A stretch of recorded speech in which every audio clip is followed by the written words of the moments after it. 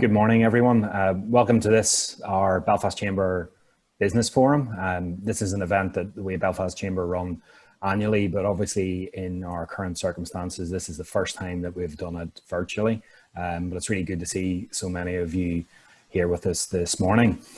Even though we can't be together physically, the technology that we are using does have a chat function. So please feel free to let us know who's here and who's joining us and where you're joining us from, and maybe even start connecting with each other throughout the meeting. Obviously, this is an incredibly tough time for many Belfast Chamber members, and we are all facing a lot of uncertainty. That might even get more uncertain in the coming days and weeks. But one thing that's absolutely for sure, it's a fixed point in our diaries, and that is Christmas.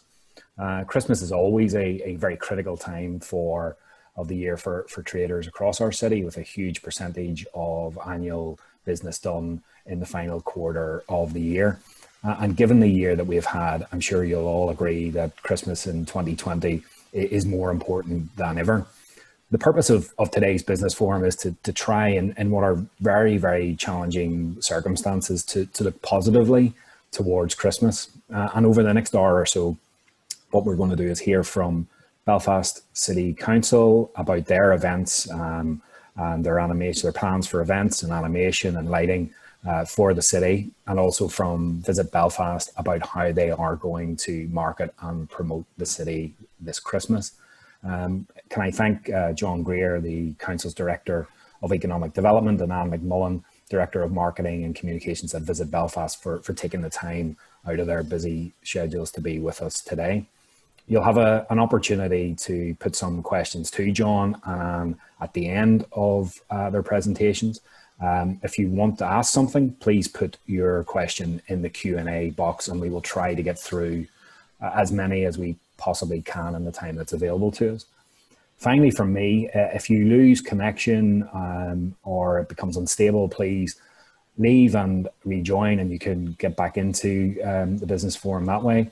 And if you need to go before the end of the event, don't worry, we'll be sending you all a recording, which you are also free to share with colleagues. So without further ado then, I want to introduce our first speaker. He's the Director of Economic Development at Belfast City Council. It's John Greer. So John, over to you. Thank you. Thanks, Simon. And I'll just share my screen now.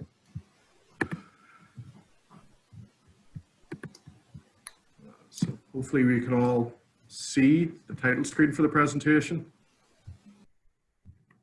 As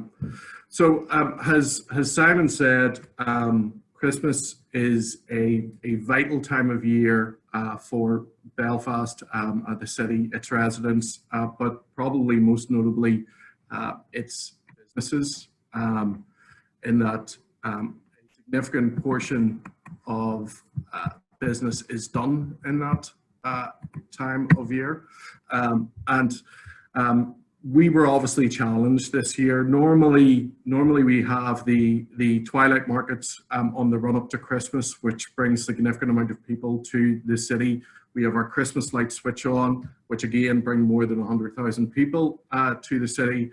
And we also have our Christmas market, which brings more than 1 million people to the city over the period where it's in the City Hall grounds. And many of those people aren't from Belfast, so they stay in hotels, they visit restaurants, they engage with all of the retail opportunities in Belfast. So obviously the loss of those three elements as a result of the global pandemic, we were aware would have a significant impact on the business community in Belfast. So right from the beginning of this, we were very committed to trying to find an alternative to those events. It was very clear that you couldn't have tens of thousands of people at the Christmas markets or the twilight markets, nor could you have 100,000 people obviously congregating in front of City Hall for the light switch on. But we were very keen to replace these events in a way that had the principles of safety first, but also providing a really welcoming an aesthetically pleasing environment for visitors to the city, particularly families, to come and visit to the city. So what I'm going to take you through today is where we've got to with these plans. We're very excited by these plans, and I will say that the plans have been developed in a manner that allow the plans to be scalable in line with restrictions. So we think we have found a way that through the sort of modular build of these attractions, we can adjust whatever changes might happen to those restrictions. Now, of course, we all know where we are, and we may reach a point, I certainly hope not, where the restrictions overtake our plans, but hopefully this is a positive for the city, and will go some way to replacing those three big Christmas assets that I previously mentioned. And I'd just like to give thanks actually to Simon and Anne while I'm on the call, and obviously members of the Chamber. Lisa Toland and Emer Henry have been leading this piece of work for my team, and have had really great engagement with city retailers, hospitality businesses, about what you guys want to see in this city. So, you know, thanks for all the input into that, and I really hope that you see that reflected in these plans. So, as I said, historically, one of the consistent areas of feedback we have had around Christmas is that often what we do has lacked a certain coherence. And that probably was most acutely felt on the shoulder of the bank buildings fire, where we deployed a lot of new assets in the city just to try to get people coming back into Belfast.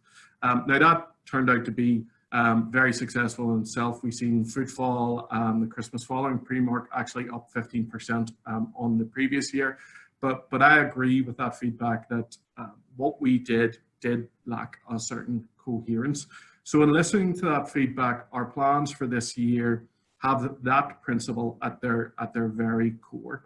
And we're approaching everything we do with a thematic approach. So one of the themes that we're talking about is a city of stories. Belfast City Council last year agreed a 10-year cultural development plan. And part of that cultural development plan, there was a significant public engagement. What came out was people in Belfast really view Belfast through its stories about the experiences people have had living in this city, whether they be negative or positive, but they see that as being a real unique quality of Belfast. So what we want to do is reflect that theme in everything we do. Everything we do will be authentic, will be based on stories of Belfast or stories that were created in Belfast. So if you like, that theme contains the content and shapes the content for what we'll be doing in the city centre. Now visually we had to translate that theme, and one thing that very much came through to us was this idea of a winter wonderland, an enchanted garden. And obviously that is borrowing from key Belfast stories such as Narnia. And we want to bring that wonder, that excitement to the city centre, that idea of a fantasy wonderland that is so present in Narnia. And we want this to be consistent. So we will be using a colour palette, which is the City Imagining colour palette, and that will be consistent across everything that we do in the city.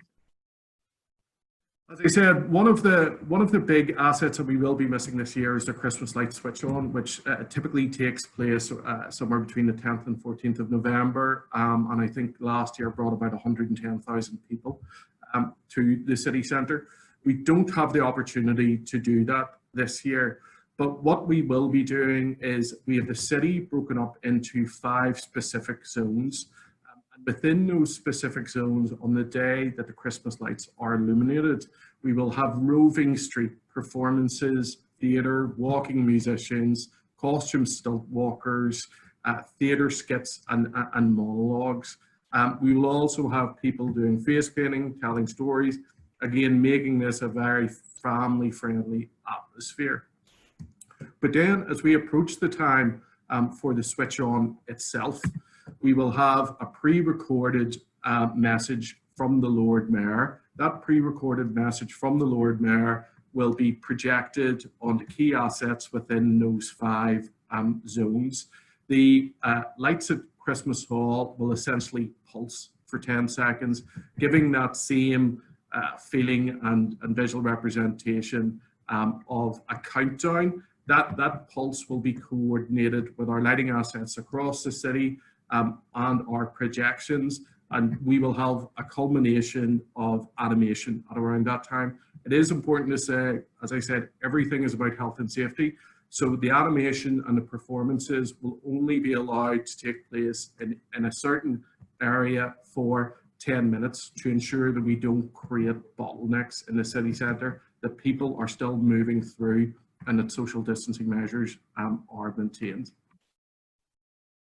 In terms of the City Hall, so we were very aware that the Christmas market does provide a significant focal point for the city at Christmas. Even if you're not a fan of the Christmas market and don't visit it, aesthetically, it is a clear manifestation of Christmas in Belfast. So we need to replace that. So we are developing an enchanted garden, which will feature a family treasure trail and will have significant lighting installations within City Hall grounds, which will obviously provide Instagrammable moments for visitors to City Hall. And of course, we will have animation, thematically consistent animation throughout that enchanted garden trail. There will be significant stewarding and security to ensure that people are moving through that pathway in a safe manner. There will also be the ability to book slots online so families can come in, be confident that they're visiting a safe facility. So this is just some examples of the plans that we have for that winter garden and lighting trail. And as I say, the theme is really all white, featuring snow globes, large snowflakes, all in line with that City Stories Narnia theme. We have certain anchor sites within the city, one of which is the bank buildings, and we're going to have a large projection onto bank buildings. And this year we will engage Us Folk, and they will have a series of family festive themed animations that are essentially telling a story. And this is just a visual representation of what that will look like. But given the scale, you'll see it will become quite impressive. And obviously Castle Place provides a significant amount of public realm for members of the public to congregate and watch the animation in a safe manner. But of course, through our community safety officers, we will be monitoring that space to ensure people are moving through it and social distancing measures are maintained. We're also commissioning a series of animations that are going to be based on Danny Gowdy's children's book, Teach the Giraffe to Ski. And so again, what we're trying to do here is always keep that connection to Belfast, that authenticity to Belfast, that consistent colour palette. And in line with that, these themed animations, the animals that feature in them, will be named after animals that are currently resident in Belfast Zoo. So again, giving people a reason to visit, something really exciting for the kids. And obviously all of these things are going to be reflected in a marketing campaign that Anne's going to talk to you about following this. This is something that I think is exciting and much needed. Obviously, unfortunately, we have seen a slight increase in vacancies as a result of the pandemic, and some of those units are in key city centre locations. So what we intend to do is use a set designer and in collaboration with the owner of the manager of these properties, dress these very prominent city windows.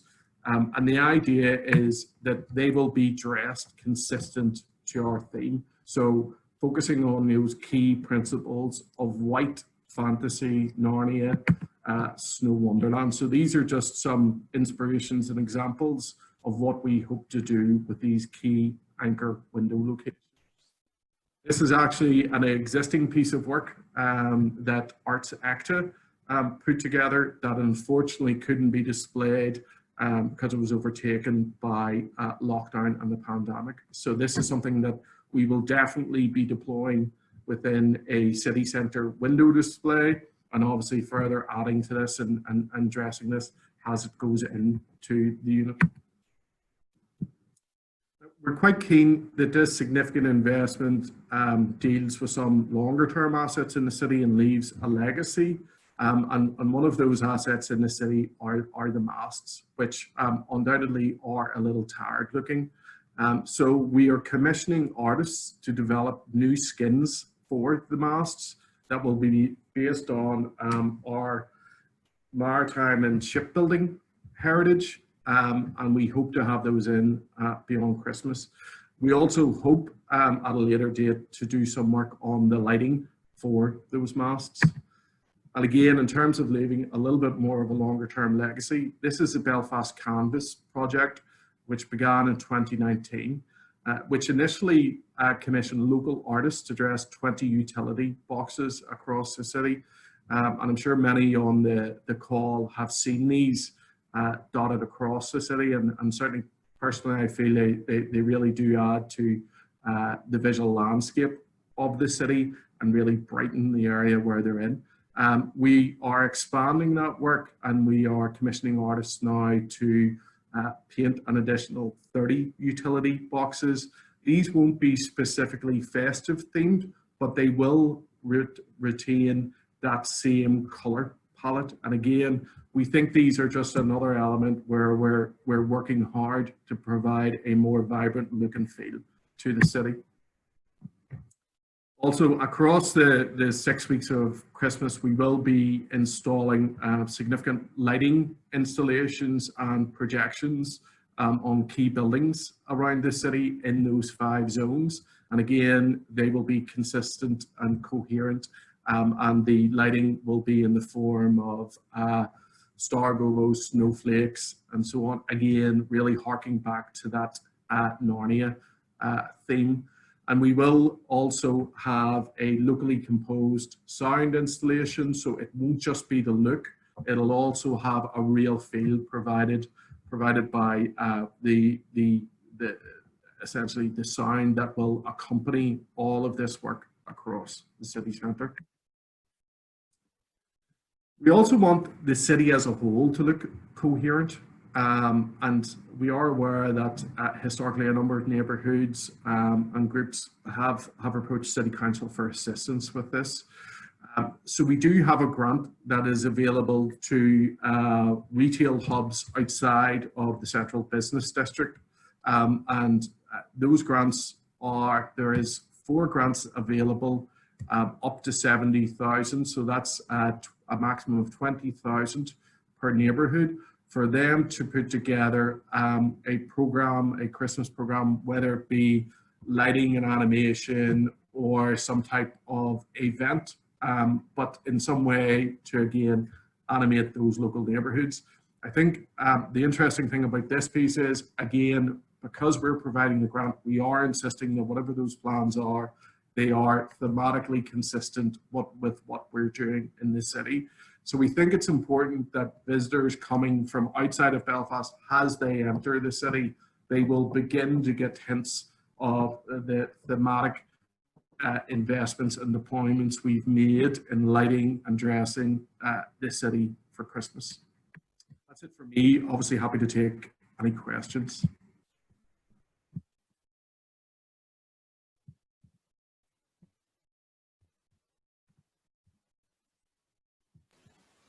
Thank you, John. Hope you can, hope everyone can hear me. Yeah. Thanks for that, John. I think, as I said at the start, it's been an incredibly challenging period for the council in terms of its plans for Christmas, and you touched on that in terms of no big sort of light switch on, and obviously with the Christmas market, but and it is, of course, very fluid situation, and to use that often repeated word, very unprecedented times. And I think that what the council is planning to do in terms of the broad plan, but particularly in the replacement of the market with the sort of winter wonderland and garden in front of City Hall looks great. I have a question first question is maybe not unsurprisingly and appropriately from our president, Michael Stewart. He's always a man with an eye for a bargain. So he says that Winter Wonderland at City Hall sounds fantastic.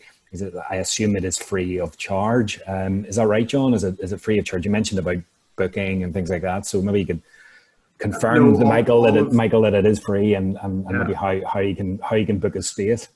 Yeah, so all of these activities are absolutely free to members of the public. In terms of the online booking system, we're working on that at the minute. We'll provide details in due course. Super, thanks, John. Maybe just another one before we move on to Anne's presentation. Les Hume, who's Secretary of Belfast Chamber and very active, obviously, in the city's music scene, has asked a question about live music. Are there any plans for live music, all, of course, properly socially distanced and within the rules, and in and around not just City Hall, but across the city centre? Yeah, as ever, Les has kept me right, and that was an omission on my part. So a big part of this, Les, is actually live music. You'll be aware of our desire to achieve the UNESCO City of Music ambition. So in line with that, it would be a complete gap if we didn't have live music as a big part of this. So you'll be aware we've been doing a lot around having really good performers in the city busking. We're expanding that for Christmas, again, making that thematically coherent. So you'll see a lot of live musical performance as part of this campaign. And Les, if you like, I can get Emer to get in touch and give you the exact detail of that.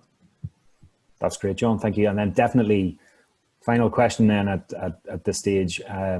Ruth Lindsay from the Park Centre out in West Belfast is joining us this morning, and she has asked if it's possible to have some more information on those grants available for communities, particularly those in neighbourhoods surrounding the city centre. And again, if it would be possible to get that sent through, we're happy to pass that on to Ruth and everybody else who's joined us today, John. Yeah, happy to provide that information. So, John, thanks again for that. Very much appreciated your time. If you stay with us, I'm sure there'll be a few more questions before the end.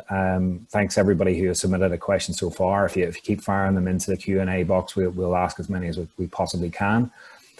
So then I just want to hand over then to our second speaker, Anne McMullen, as well as being Director of Marketing and Communications at Visit Belfast, is also Senior Vice President of Belfast Chamber. And you're very welcome this morning. Anne is going to give us a presentation on Visit Belfast's plans to market and promote the city this Christmas. Thanks, Anne. Over to you. Thank you very much, Simon. And firstly, can I congratulate City Council, John, Emer and Lisa on really a magical, inspirational platform for the city to be marketed. Really, it has transformed the task that we have in hand in terms of promoting the city. By way of intro and to provide some marketing context, from lockdown to the reopening of our city's retail, tourism and hospitality businesses, Visit Belfast has continued to market the city, trying to keep the destination brand alive in the minds of all our key audiences and providing key information about businesses, restaurant takeaways, online bookings, virtual festivals and events, children's activities, cookery demonstrations, to mention but a few ways that we have bombarded our social channels, our e-signs and our website visitbelfast.com. It's been important for us to keep the brand and the messaging alive and to respond appropriately to the health messages at the time, whether it was to remain at home or whether we were able to come out safely again, but all times staying safe. Now the focus needs to be on the city, and we also need to have a reimagined great outdoor experience by which we can promote the city. When we started looking at the marketing of Christmas a month or so ago, in very uncertain times, we were thinking in terms of this chrysometer, and at that stage we were most definitely at the bah humbug stage or side of the chrysometer. After listening to the inspirational way in which the city is going to be interpreted, we feel that we're much more aligned to the sort of festive warmth, happy endings, Christmas pudding end. And I think that that's going to make a huge difference this year. The marketing task is to utilise this innovative festive experience to give Belfast standout and to showcase our walkable, welcoming city and support city businesses. We want to ensure that businesses who are concerned about the likelihood of reduced footfall and spend will get lots of people into the city centre to see this magical Narnia experience, to see the wonderful lights, and also to spend their money in the shops and the stores and the restaurants. As you can imagine, there's no end of insights on the marketing situation in 2020, and particularly with Christmas. It's from retailers, it's from consumers who aren't going to shop, they're going to shop less, they're going to shop more. It's really difficult to follow at times. The top 5 factors that shoppers say they care about, and probably hasn't changed hugely, is price. Product availability is really important, particularly with online demand, and how to get their shopping in time. Those are things that our stores can offer the shopper at Christmas time. Product choice is something definitely that Belfast can offer, and it's important that we promote a hassle-free in-store experience. In terms of the local insights which were presented by Cognizance, they're probably nothing surprising there. 85% of people in Northern Ireland are concerned about the rising number of coronavirus cases. Absolutely. 66% are worried about the pandemic, how it's going to affect Christmas celebrations with family and friends. No surprise there. Taking all of this on board, we were able to have workshops with the bids, with Chamber, with City Council, with Castle Court, with Victoria Square, with TransLink, to discuss what our approach to Christmas would be like.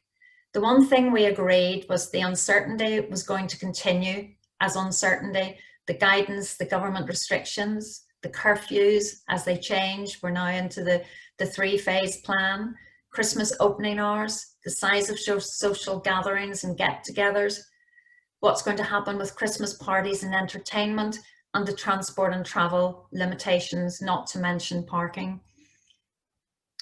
In terms of what we are certain about is that the century-old tradition will continue. We will have Christmas trees, twinkly lights and decorations. Christmas Day is definitely on the 25th of December, and Santa Claus will be leaving presents for children. Buying gifts to give to family and friends will continue, and we want people to do it in Belfast. And we will sit down to Christmas lunch with all the trimmings. And the frightening bit is Christmas is in 11 weeks' time. In terms of our audience considerations, things like the tragedy and sadness of 2020 cannot be forgotten. It's there all the time. The changing consumer sentiment is quite difficult to navigate because it literally changes by the week. Are we weary acceptance of this COVID-19 situation, or is there a desire for escapism? We're hoping that with the wonderful interpretation of the city, that we will be pressing the button in terms of the desire for escapism.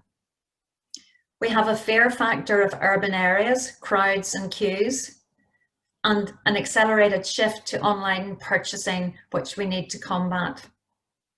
When we were looking at research, it put people into 3 groupings. First grouping was no change and absolutely carry on regardless, not really paying heed to the rules. Then there were those who obeyed all the guidance and all the rules and did everything according to the book. And then a third group who are so anxious, they've restricted their activities and they barely come out of the house. So from Kantar, these were the three groups. Literally, they are divided a third, a third, and a third. So the ostriches and caseras, who don't care, they just do it anyway. The hibernators and the good citizens, they abide by all the rules, and the distressed dreamers and precarious warriors who are so scared they won't move. So we have a job in terms of our marketing, one, to make sure that we inform those who aren't abiding by the rules to abide by them. We will work and support those who are abiding by the rules, and we'll try and instill confidence into the distressed dreamers and the precarious warriors where it's appropriate to do so. Considerations for the campaign is that Christmas really is the heart of the family, the heart of community spirit and kindness, and that needs to be presented within the campaign. Christmas is about giving more than receiving, but receiving as well. It's a reassurance of what we know and what we're familiar with, which is particularly important during this COVID-19 crisis. We want to create a warm, festive feeling, and we want to promote a special Belfast Christmas, that emotional connection, feelings of optimism and wonderment, and reassuring our customers and prompting confidence to drive demand safely. It's really important also that we manage the peaks and trough effectively so that we don't overload the Black Friday or the paydays, and we even it out over a longer period. And the flexibility and adaptability of our media and content is absolute to meet the changing PHA and government guidelines. At any stage, we may have to turn it down or turn it up or even turn it off. And we want to make sure that all that we do in the marketing is good spend and that we will get the appropriate return. Communication touch points are very much surrounded by the "we're good to go" mark and the Belfast confidence mark about working to help you stay safe. We feel the fact that Belfast is home, that people are familiar with the destination, they've been there many times, particularly in the local market, and indeed if we're able to extend to the ROI and the GB market, depending on the restrictions, they're familiar, they've visited many times, so we're presenting something that they feel comfortable with. We want people and office workers who are working from home to get out and enjoy the Christmas experience that we are going to present within our city. The Christmas joy, the ambience, the wonderful lights, animation, and the spaces open and beautifully illuminated in this Narnia-esque presentation and installation. As well, and importantly, the variety of shops, stores, cafes, bars, restaurants, and hotels, all in one compact, walkable distance, which makes it feel even safer and easier to navigate. And the importance of choosing that hand-picked gift that don't arrive late because you've just bought it. You don't have to wait for the postal deliveries. And then the welcome, the people, and the stories that John has mentioned, such an important part of the brand, the character, and the fabric of who we are as a city. We have a walkable, playful city with outdoor festive magic, so we can attract people on days out as well as city getaways. So this is a city that's working together to keep you safe. The core aims and objectives are absolutely to support city retail and hospitality businesses, and in turn the economy and jobs. That's at the foremost of our minds. However, the way we approach it is slightly different. It's not about driving footfall and driving spend. That's the result of doing all of this right, of creating this attractive environment and actually ensuring that our marketing presents the right tone and language. We want to keep the city brand alive and front of mind. So even for those who, because of shielding reasons, won't be visiting the city now, they will feel when the time is right that they will come back. We want to strongly promote this reimagined city, the creative animation and the installations. We feel it will be a huge hook in the marketing, a huge draw to the city. And through that, stimulate and motivate visits and city experiences safely. We'll build consumer confidence in the urban area. We have seen how TNI's inspirational campaign, Embrace a Giant Spirit, has worked so well over the summer months with the great outdoors. It's now winter. We want people back into our towns and cities. We want people back into Belfast, but in a safe way. And we want to deliver integrated marketing and communications citywide, the entire city. It's wonderful to see that there are grants available for other parts of the city and that they can join in this Christmas celebration. Overall, we want to promote Belfast in a trusted, safe and responsive way. So Belfast is always our city. No matter what's happening, it's always there. So we have the Christmas lights, the window displays, the magic of the season, Santa Claus, enchanted outdoor spaces, street animation. We'll be able to remember others, handpick our gifts, the giving and receiving, the children's excitement and wonderment. These are all what Christmas is about. So we are reconfirming and reimagining Christmas. Our creative touch points include things like the tradition and the memories, but it also has to be playful and imaginative. The trusted, spirited, optimistic view of the people to create joyful, inspiring and reassuring experiences. It will be a safe and welcoming destination. And most of all, Christmas is starting early this year. So these are the type of images that our ads agency has been pulling together in terms of a mood board to give us a feel of how we're approaching the campaign. We're at the very start of the creative, so there's very little to show you at this stage, but by talking you through the background and our approach, I hope it will give you a feel of what's to come. We certainly believe in Christmas, and there are absolutely a number of things you just can't get online, from that customer care and that customer experience. We want people to love every minute that they're in the city, and we believe Belfast is a city like no other. And as I said previously, there's always going to be a Belfast, and it's always yours. Our traditional demographics, from baby boomers to Gen Z, remain the same. The baby boomers and the Generation X have tended to shop more online than they previously would have done. So we have a challenge to pull them back into the city centre. The millennials and the Gen Z will go wherever and are less affected by the rules of COVID and PHA. So our targeting audiences will primarily be the domestic. ROI is an important segment, but we have to wait till we're able to market in the ROI. Things are paused currently. Visiting friends and relatives is still a big catch, whether it's visiting friends and relatives and meeting in the city centre, socially distanced and to walk around. Staycations, day trips and repeat visitors continue to be hugely important at this time. The culturally curious younger demographic presents a really strong opportunity for the city. And in terms of the interpretation, I think that they will be very much attracted into the city centre, if for nothing else, to get that Instagram story. Families, couples and smaller groups are all within our sightlines, and millennials seeking authentic and real experiences, something in Belfast that they can't get anywhere else. And we have the advantage that local and regional visitors who typically might travel further afield at Christmas will consider Belfast as their destination.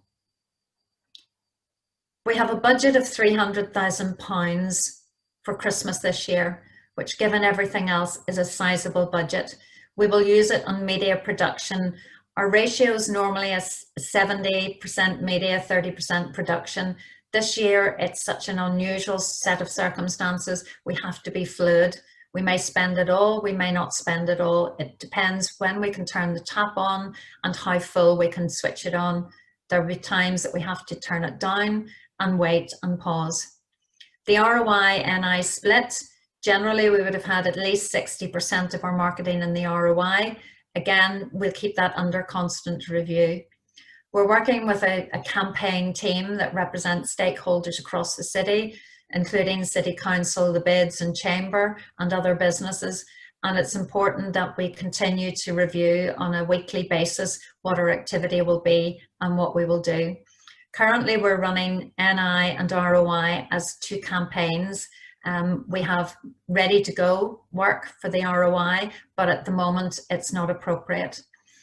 Our digital upweight and channel selection is important because that enables us to change messaging very quickly depending on what the situation is.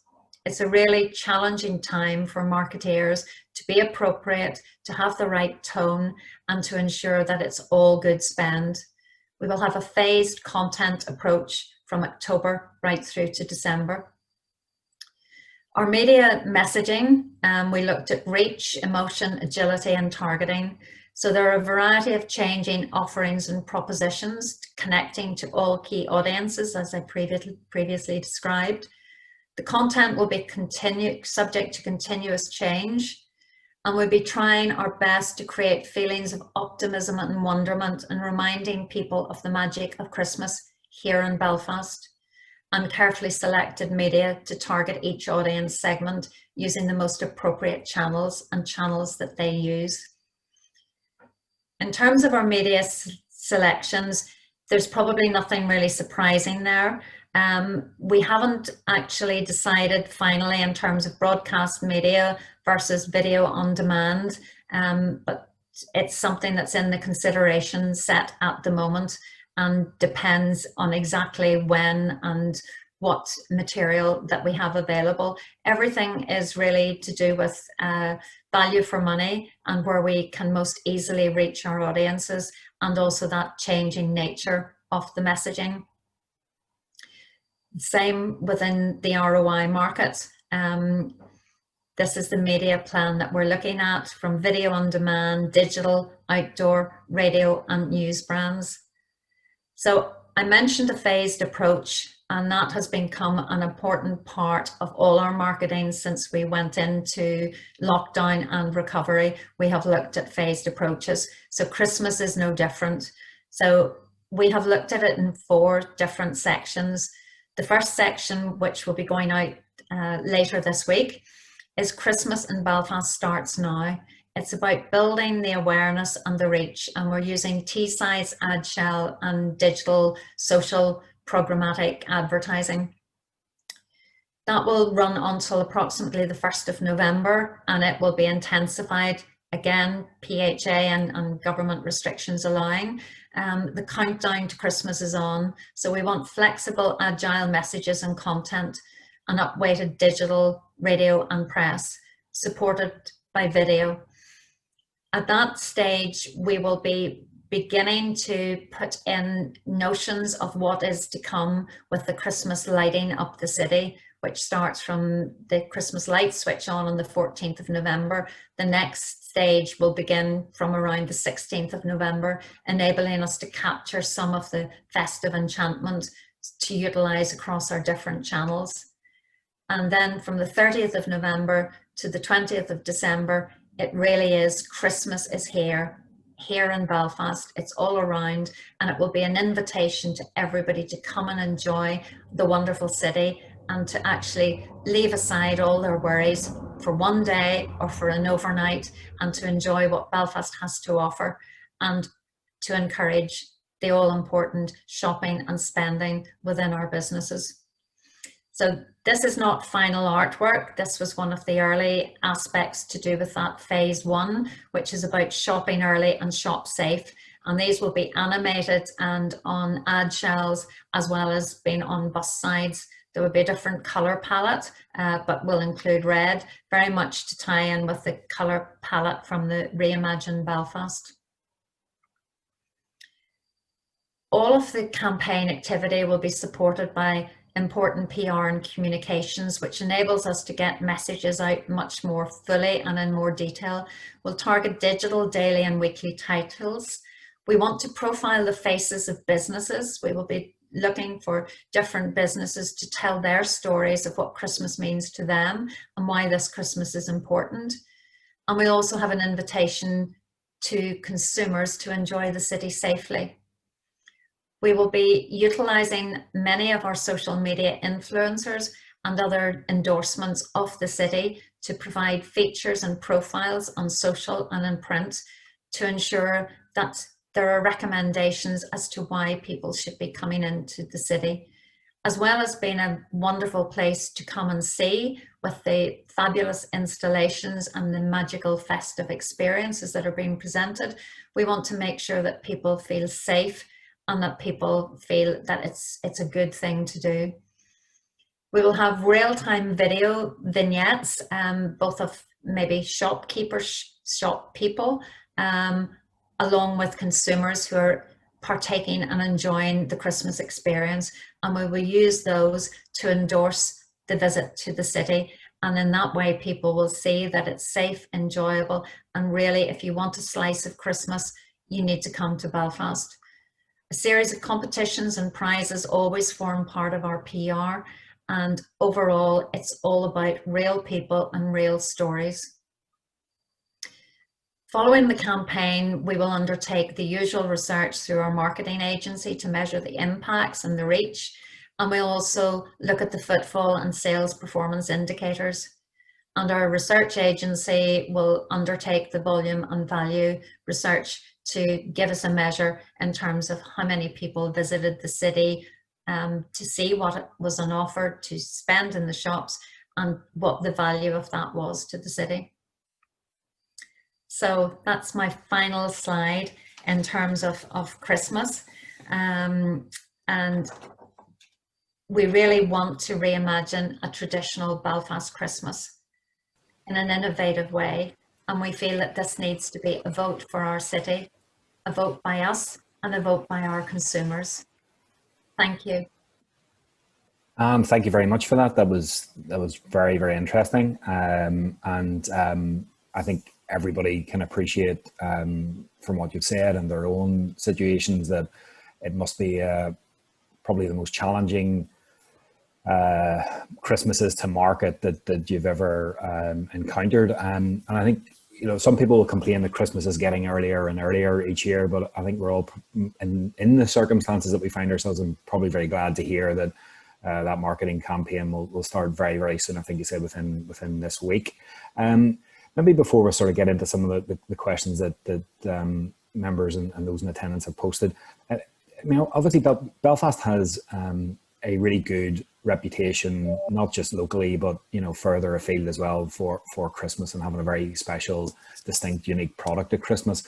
And you mentioned the Tourism and I campaign, which is a, you know, really, really good campaign, but probably emphasize the countryside, the coast, getting out into more open space perhaps than Belfast is offering, and maybe didn't work just as well for Belfast. Do you think that Belfast will still retain that sort of advantage that it usually has at Christmas, even though we're in very difficult circumstances? Well, maybe one answer I could give to that is the weather, the darkness, and the time of year. So I think we are perfectly placed, particularly with all the lighting up of the city and the installations that are going in to attract people safely to the city. We have to very much focus on the outdoors in terms of the imagery and the presentation that the campaign will give. However, once we pull people into the city, we're also, through our integrated marketing, giving them other things that they can do, from the shopping for gifts, from the eating out, and indeed the cafes, and maybe even an overnight stay. So I think that we're ideally positioned. I think what Tourism NI has delivered over the summer was absolutely right. I think their campaign was very strong and very useful, and we will be working closely with them during this period between now and actually the end of the financial year to look at ways in which we can ensure that Belfast benefits from all the great work that they're doing. Yeah, thanks, Ellen. And just noticing the Christmas tree just over your shoulder as well, or hopefully the one in front of City Hall will be a little bit bigger than that, but it's good to see it nonetheless. Our Michael Stewart, our president, has asked another question. I should point out for anybody who doesn't know Michael. Michael is sort of Mr. Christmas. I think we're only probably a matter of days away from the Christmas themed shirts being rolled out. One of the things that came through in your presentation, Alan, was around the importance of safety. And, you know, I think certainly from the analysis that was done of consumers, there are a lot of people who are just a little bit more cautious, and perhaps understandably so. And perhaps there's a question for you, John, around that importance of cleanliness and safety in the city. Christmas is a showcase for the city at the best of times, and particularly so at this moment in time.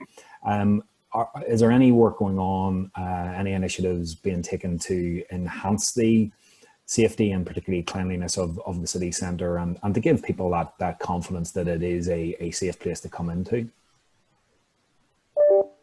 Yeah, there's been an awful lot of work going on in that area. So we have very significantly increased the number of our sanitisation operatives focused on the city centre. And I don't know if we have any people from the bids on the call, but we're also working very closely where we have a channel where if the bids or other city centre stakeholders want to contact us regarding an area of the city centre that is unsightly or dirty, we will deploy a team almost immediately, and have been doing that. We have a dedicated person, Sean Conlon, who's leading on deploying those teams, and certainly the feedback that we've got from the bids and other retailers has been very strong, that this has made a real difference.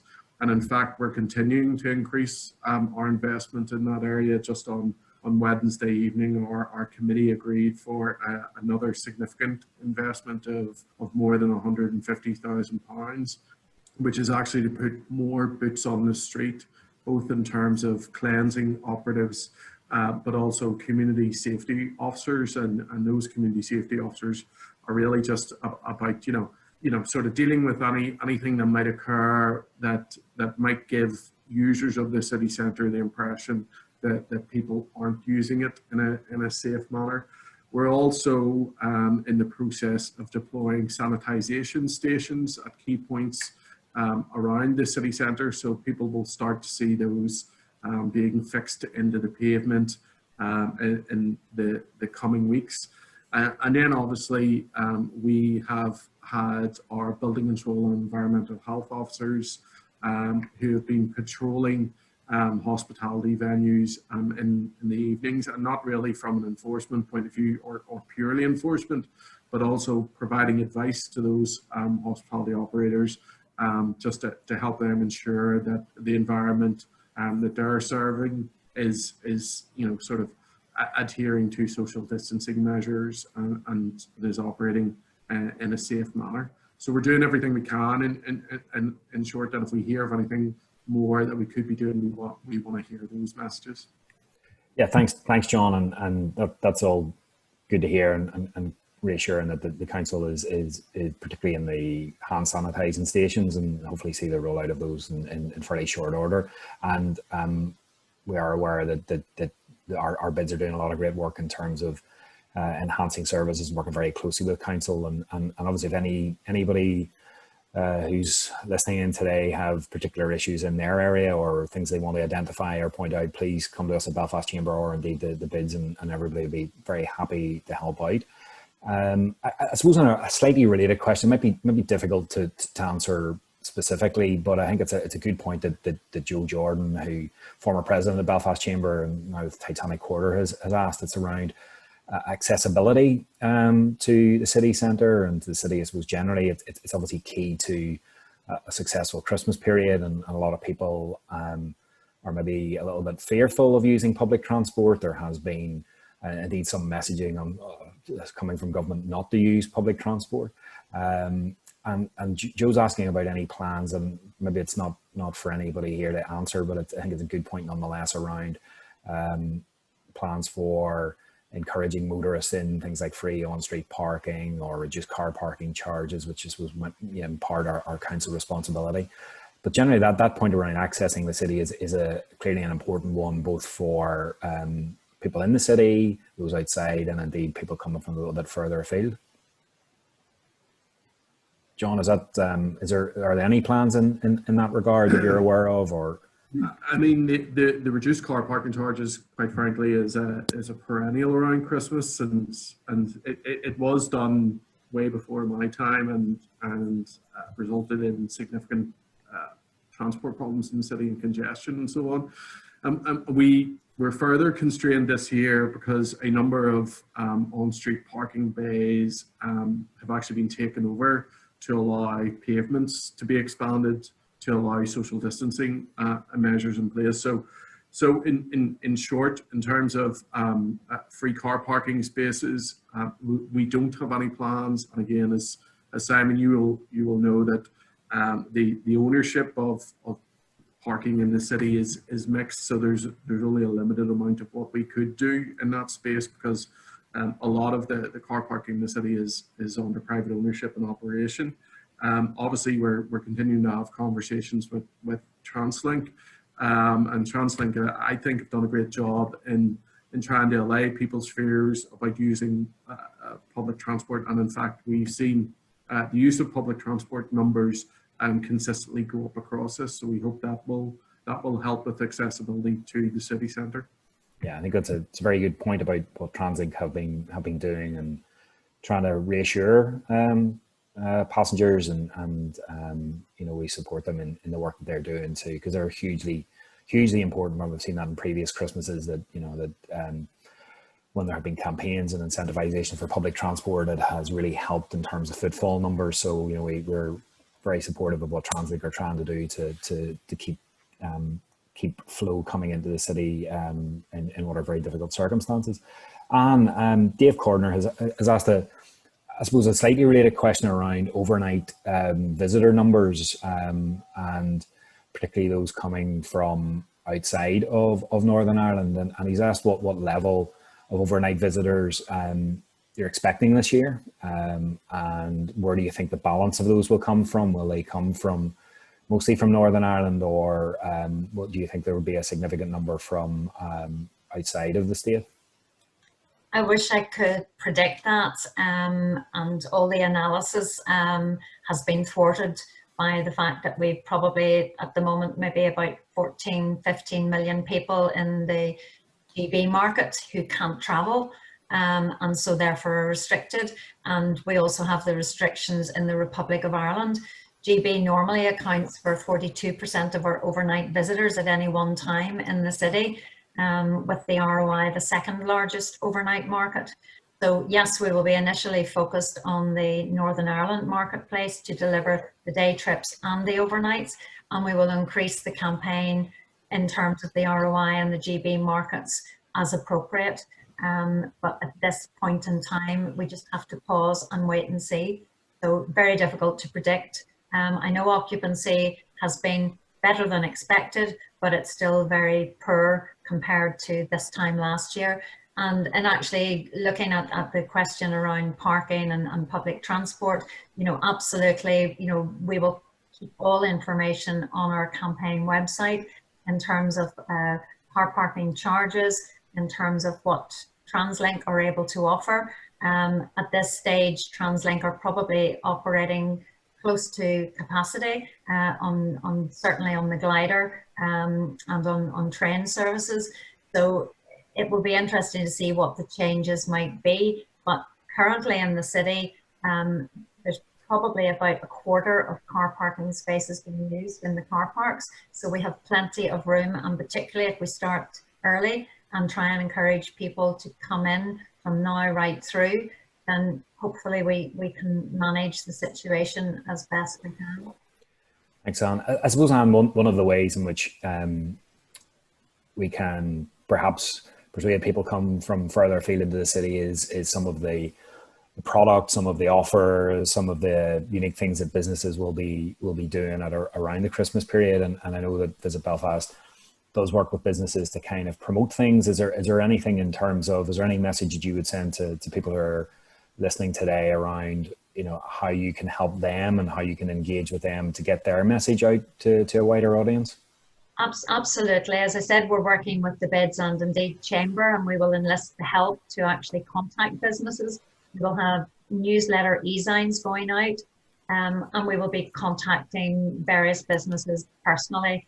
But what I would say is anybody with an offer, a promotion, an experience, a particular brand they want to push, if they can send it in to digital@visitbelfast.com or even send it to myself, we will make sure that it gets pulled out into e-signs, into website promotions and across our campaign. It's very, very important that we have those key elements and that we make the website a one-stop shop for everything at Christmas. and really, really encourage people, even if you have a press release going out or information that's not written in the right way, we will edit it and we will make sure that it's presented as part of the messaging. Super, that's great. And on behalf of Simon, Belfast Chamber, just... yes, sir, yes, go ahead. Yes, John. Yeah, so I mean, going back to the question regarding ROI and GB, I mean, just in terms of the traditional Christmas market in Belfast, you know, more than 250,000 people, visitors from the Republic of Ireland, come to that asset in a usual year.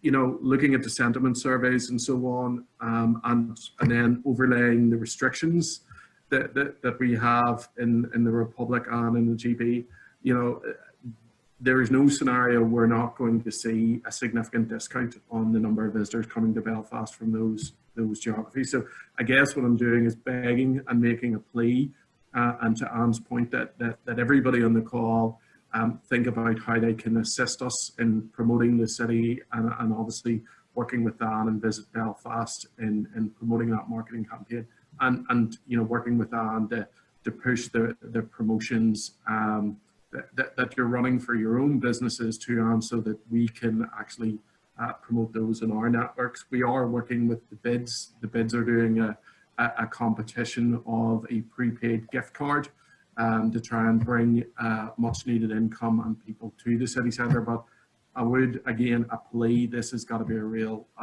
team focused operation here to get people to come to Belfast for Christmas. Yeah, I think it's a really, really good message, and certainly ourselves at Belfast Chamber are happy to promote any offers, anything that any marketing that our members have. So please send that through to us as well as Anne, and we can push that through our social media and other means as well. Kathleen McGovern from Abacus Beads has asked a couple of questions. One is around antisocial behaviour in the city centre, and Kathleen, just to assure you, that's something that we're very cognizant of, very mindful of. Again, an important issue at any time of the year, and particularly coming into a busy trading period. Myself and Michael Stewart are due to meet the police later this week, so you know, we'll certainly raise those concerns that you've outlined there. John, she's also asked about the quality of some of the animation, and I know there was some sort of teething problems with some of it last year, but just around the kind of quality of that, and it was part of the program was more sort of projections. Is that something that you think we've learned from last year, and is maybe at a better standard than before? Yeah, I mean, I think what's going to be key to everything we do in the city this year is going to be that real high quality feel. So certainly for any of our suppliers and providers, if we're not seeing that, we'll be taken into task. And then on that, and just on the antisocial behaviour, the Kathleen flag. So there is a multi-agency meeting this week to deal with all these issues, because we've definitely seen as during lockdown people left the city, there was a certain increase in drug use and antisocial behaviour in the city. So we, like everybody on the call, is very keen to see how that very difficult problem can be worked on. Let me just finally, just because I'm just conscious of the time. John, maybe one for you around sort of long-term recovery, and maybe it sort of almost seems, you know, we're still very much in the middle of a rescue phase as opposed to recovery. Maybe thought we'd be a little bit further on that journey than we are because of circumstances in the last number of weeks. But maybe, do you want to say something about the council's recovery plan, which I know that the councillors agreed on last week, and any information that might be relevant to members? Yeah, so we have a recovery framework piece that was agreed by council. It largely has a number of significant pillars: economic, community, environmental, and so on. And that's leaning on a lot of the primary policies and desires of councils going forward. So one is, of course, bringing more people to live in the centre of Belfast, ensuring that Belfast the vibrancy of Belfast goes up, and increasing the level of investment in Belfast. And we have specific work programs that obviously we're developing underneath those to take account of the significant effect that the pandemic has had. I mean, one thing for sure is in the city centre living piece is, you know, we may need to pivot what our original targets and aspirations were with regard to the mix between Class A retail and city centre living, but that work is all ongoing, and we're working very closely with government departments on that, because we're very aware that you know, the city is facing a significant threat as a result of the pandemic, and we need to respond to that in an agile fashion. And I believe that framework document will become publicly available in short order. Thanks for that, John, because I think it is, you know, obviously we're in a really, really, you know, incredibly difficult period for many businesses. But I do think we need to continue to focus on the future as well, and to try to accelerate a lot of those plans that we have in place, particularly, and you're right to mention residential, and increasing the residential population as one of the key things for the future of the city. So I think it's, even though we're in difficulties in the here and now, I do think we need to keep one eye on the future as well. And Simon, if I could, obviously you led the charge of the establishment of the High Street and Town Centre Task Force, and we do think that that's an incredibly important piece of the puzzle to ensure that central government and local government are working in a collegiate and cooperative manner to bring forward many of these strategic projects, such as city centre living, and we know that the Executive Office and Department for Communities are working on how they bring forward that task force. And again, like you, we would urge that happens at speed. Yeah, and I think one thing we all know for sure, and you know, every one of us, is that we have to work very closely together if we're going to get through this, and if we're going to come out stronger on the other side. Listen, can I just, it just leaves it to me to thank everybody, but particularly John and Anne for their time and the presentations, and indeed all of the effort that has been put in to make those plans a reality. I've said it several times, but it's an incredibly difficult period for everybody, but it's also has been really hard to put those plans in place, and they have moved and shifted and changed accordingly. And I think flexibility was mentioned several times, and there may be several changes yet to come as we go through all this. But I think the abiding theme and the takeaway from this is that Christmas is still going to happen, and there is going to be a good Christmas in the city regardless. And hopefully what has been outlined to us today will be able to be rolled out, and it will help many of the businesses who are here and others as well to have as good a Christmas as they possibly can. So John, thank you very much for your time this morning. Thank you to everybody who has attended today, and thanks for your questions as well. As I mentioned at the start, we've been recording this, so we will send it out for anybody who wants to watch it again or wants to pass it on to colleagues. Please feel free to do so. We understand that this is a really challenging period, and we're entering into perhaps even a slightly more challenging period in terms of the pandemic. And right throughout the last 6 months, business in the city has really stepped forward. It's invested in making their premises safe for staff and safe for customers. And there's still, though, a role for us all in business in the city to play. And I think it's probably timely to remind everybody to continue to do all that you can to maintain safe premises for your staff and for your customers. And that obviously means ensuring social distancing and the wearing of face coverings where that is required, and providing things like hand sanitizing and ensuring that cleanliness is at the top of the agenda.